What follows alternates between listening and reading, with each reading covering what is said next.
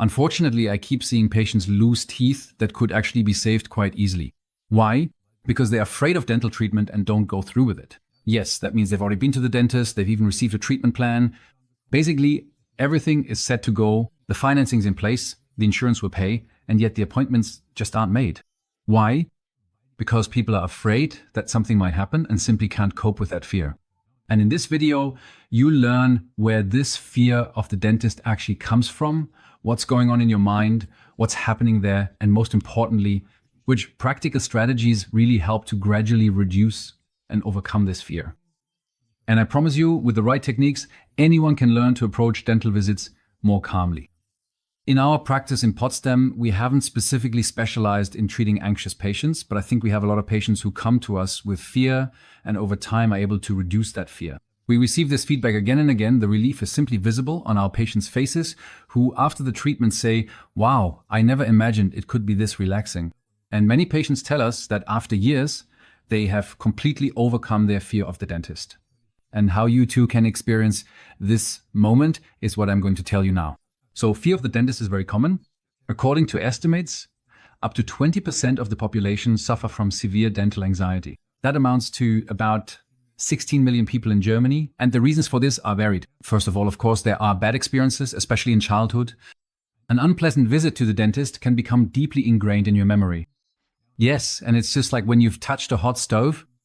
Once you are afraid of something or have had that experience, you naturally try to avoid it. Secondly, of course, is the fear of pain.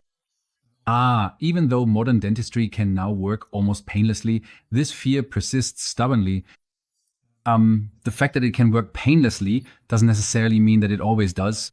The practitioner also has to focus on this, or it has to be important to them that you don't feel any pain. And of course, that's something you can discuss beforehand. Thirdly, the feeling of losing control. On the treatment chair, you feel helpless. You can't see what's happening, and of course, that's not very pleasant either. And fourth, the typical dentist sounds and smells. You know that just the whirring of the drill alone can trigger a real alarm switch in some people's brains. And scents and smells also go straight to, let's say, the center in our brain where emotions are processed and immediately create memories. You might know this yourself. When you smell a scent from your childhood, you're instantly back in that situation and feel just as you did back then. And that's exactly the problem if, as a child, you experienced a particular smell at the dentist that was linked to a painful event, then of course those smells will also trigger fear. And that's why it's important to try to eliminate those old dentist smells in the practice as much as possible, those scents that so many people suffer from. But what actually happens in our heads when we're afraid of the dentist? Our brain is truly a fascinating protection machine. And when we hear dentist sounds or even just think about the dentist, the so-called amygdala becomes active. That's our fear center. And this fear center sends out stress signals that trigger an entire cascade of reactions. So our pulse increases, we tense our muscles, our breathing becomes shallower, we sweat more, and the body prepares itself for fight or flight. This is simply an old, ancient survival program. The tricky thing, however, is that these physical reactions actually intensify the feeling of fear even more. And the perception of pain is also intensified by this fear. This means that the more afraid we are, the more sensitive we become to stimuli that would normally be barely noticeable. But the good news is that you can learn to break this cycle. Fortunately, our brain is adaptable. We call this neuroplasticity. And with the right techniques, we can create new neural connections that associate relaxation instead of fear with visiting the dentist. I remember a patient, let's call her Mrs. Schmidt. She hadn't been to a dentist in 15 years. When she finally came to us with severe pain, her whole body was trembling. We started a slow process with her. At first, just conversations, then short checkup appointments. Today, 3 years later, she comes regularly for preventive care and says, as she leaves the practice, "Back then, I never would have believed that I could ever go to the dentist feeling relaxed." We experience stories like this time and again in our practice. So now let's talk about the concrete strategies that can really help you. First, speak openly about your fear. A good dentist will always take your concerns seriously. So let them know when you make the appointment if you are an anxious patient. In our practice, we always schedule a little extra time for anxious patients so that we can discuss in detail beforehand what will happen. Second, prepare yourself, try to relax, really learn breathing techniques. With breathing techniques, you can actually influence your body's stress and alarm response in a targeted way. Deep abdominal breathing, for example, can calm the body within seconds. Go ahead and give it a try right now. Breathe in deeply through your nose, hold your breath for a moment, and now slowly exhale through your mouth. The important thing is that the exhalation phase is longer than the inhalation phase. When we're in a state of alarm, the body needs oxygen to either flee or fight. So we automatically inhale more than we exhale. And if you want to calm your body, you simply have to do the opposite. That means exhaling more than you inhale. And what you can also do at the same time is let your shoulders drop. Just sit down for a moment, consciously let your shoulders drop, take 2 or 3 breaths in, and then exhale very slowly and deeply. And you might even feel your heartbeat slow down and notice yourself really calming down and relaxing a bit.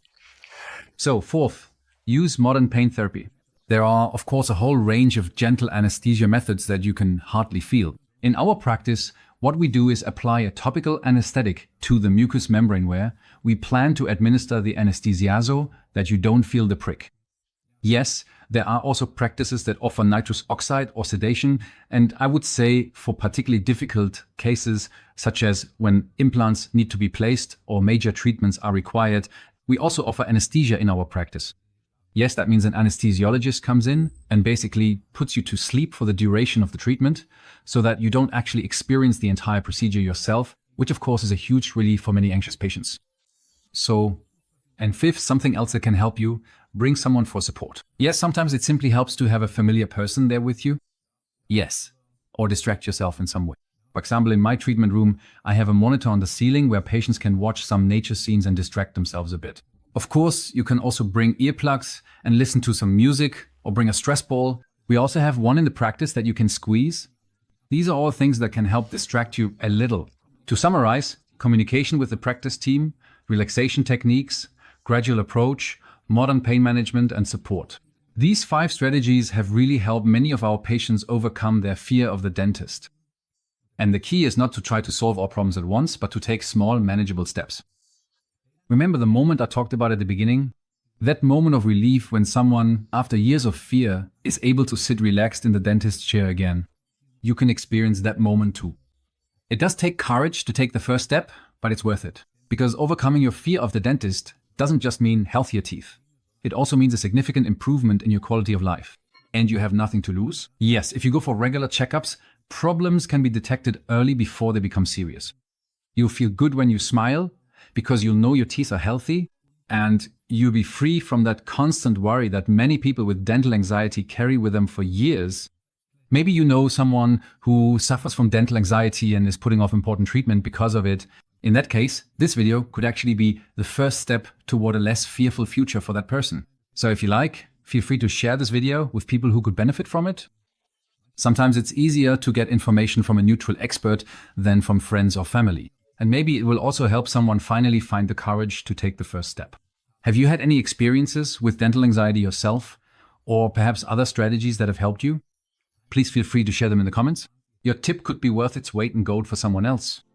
And if you'd like to receive more information about dental health and modern dentistry, feel free to subscribe to this channel.